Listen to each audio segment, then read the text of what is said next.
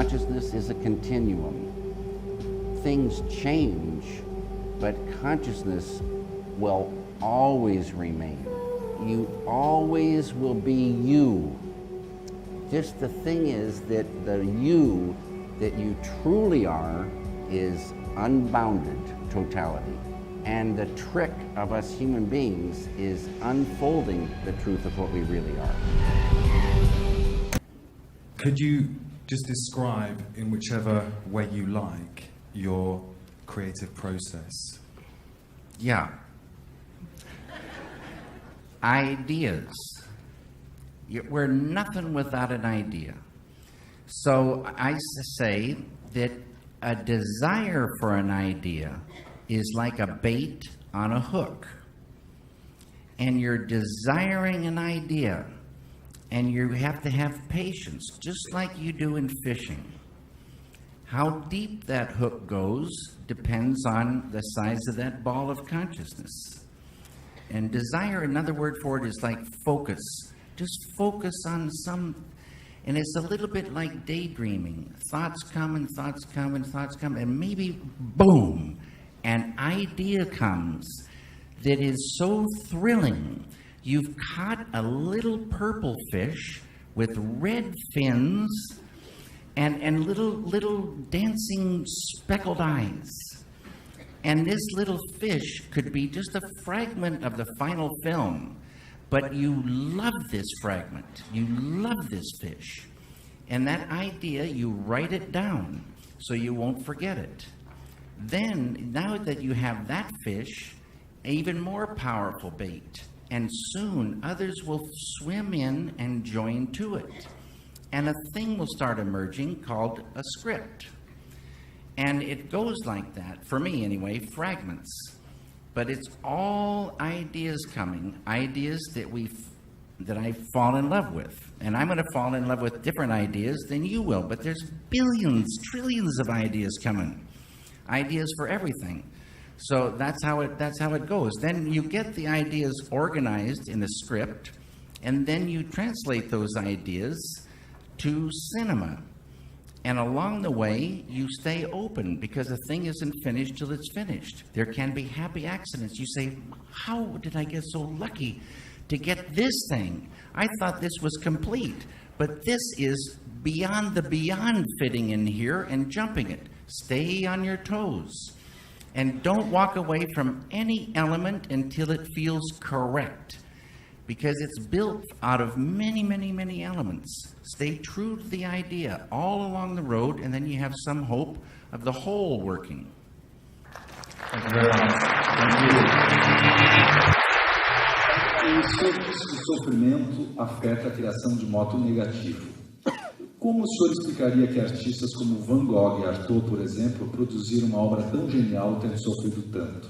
Se eles meditassem, isso poderia desequilibrar a genialidade de suas obras? This is a very beautiful, important question. And this is part of the myth, I think. Van Gogh did suffer. He suffered a lot. But I think he didn't suffer while he was painting. He went out to paint because he loved to paint. And it might have been one of the happiest, only happy times in his life when he was painting. It was so thrilling for him to be painting. But he didn't need to be suffering to do those great paintings. And I know Van Gogh would have been happier if he'd been able to transcend, dive within. And I know his work would have been as good, better, or even better than good. It stands to reason. The more you suffer, the less you want to create.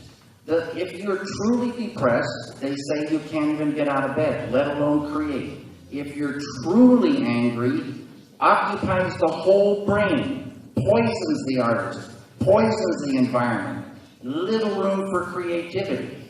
And I use this example. If you have a splitting headache, and you have nausea, you're vomiting, and you have diarrhea on top of that, how much work are you going to be doing, and how much are you going to enjoy it? give the person a technique to lift that sickness, lift that negativity, and enjoy life. I fall in love a lot with stories that have, I say, concrete things and abstract things.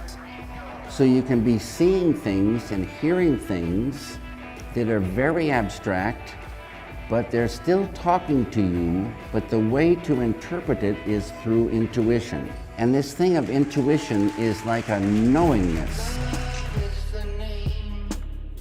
I am interested in hearing your opinion about the presentation of women and motherhood in your film. Can you explain? No.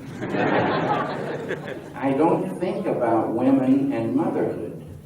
I get these ideas, and maybe later I say, oh, there's a woman here, and this woman is a mother.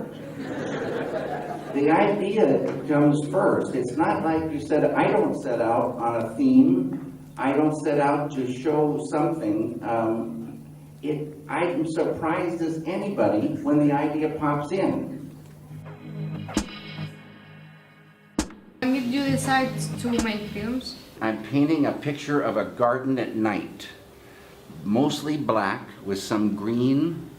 I sit back and I look at this painting, and the green starts to move, and I hear a wind, and I say, wait a minute, a moving painting, and that started it.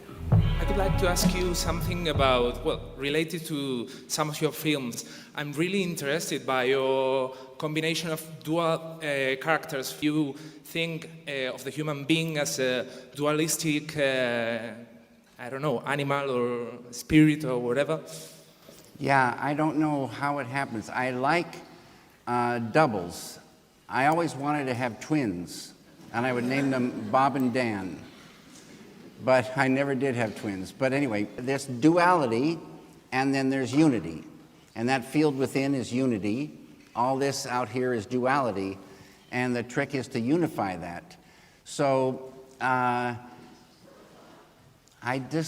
always have liked this thing called a doppelganger, the other side, two sides to things in cinema. I don't know why. It comes with the idea and it gives me a good feeling. Yeah. What kinds of things do you dream? I don't dream so much. Really? I like to daydream. My dreams do not influence my movies. But I love, as I say, dream logic. Dream logic is so beautiful. I like daydreaming, and I love what cinema can do with abstractions. Dreams are very abstract, and as dream logic is something that cinema can say. Cinema being sound and picture flowing together in time. Such a beautiful language. It can say concrete things, and it can say many, many beautiful abstractions that can only be said through cinema. Things that conjure a thing in a person that is only conjured from this beautiful language. I love surrealism, and I love absurdity, but I love many other things too. And the cinema can hold all the things. And so it can go surreal, it can go into a love story, it can go into a crime story and a mystery, all in the same film. How would David Lynch define something Lynchian? I answer that my doctor has told me not to think about this. What is, in your opinion, the role of the artist or the filmmaker in this world? In my mind, have the great privilege and euphoria of translating ideas, and ideas that can create a world that people can go into and have an experience. Here's a theater, and you're going along in your world, and you stop in, and you sit. And the screen is giant, and the sound is good, but the lights are on now, and people are still seating. And then suddenly the lights dim, and the curtain opens, And the thing begins, and we can go into another world and only exist there because of that film. It's a magical, beautiful thing. Take people into another world and give them experiences. Take yourself into that other world and give yourself an experience. It's a magical medium. That's the role, to make new worlds. Could you kindly reveal how did you create the basic picture in Eraser? You must know I never talk about the baby.